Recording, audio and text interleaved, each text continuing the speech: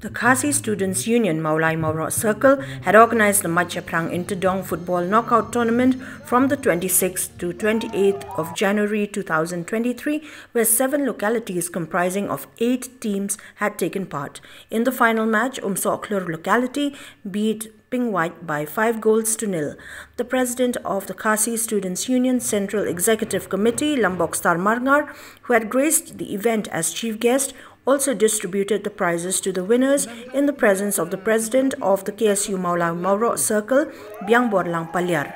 Neville Majau was awarded Best Top Scorer, while the title of Best Player went to Kolistar Wellingdo, the Best Goalkeeper to Badon Kupar Kharsano, and the Best Disciplined Team to Maulindop locality. The winning team of Umsohklur was awarded a trophy and 3 roosters, while the runner-up team of Ping White was awarded a trophy and 2 roosters.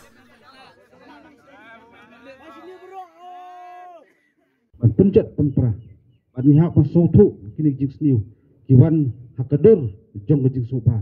nanti kita kidur jong jing sopa kan mau ke jing penjab ya kari bakacat pendem kawai ngeri ya keren ni kisi yo le se kanai kawai pat kata ke design jong nur na sabah kuno banyak semai kacat pendem jong ni apa kita ki samla ki kelon ki kelem no stempor ke jinya lenti bangi kmi lenti bikin kalawi keban bakiban seperhat ya kalau saya sekali pendem. Kalau kita kilam no,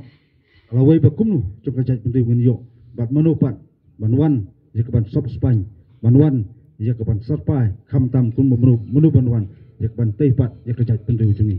Nah, so bandong, ai baka KSU Mawroh Union, kanang keu seperang, kam tam, kanang la, jika ban te song, jika jingyalong kawai, hasnong ngatau, ada ngej kem lembang kum kini ke Lampung.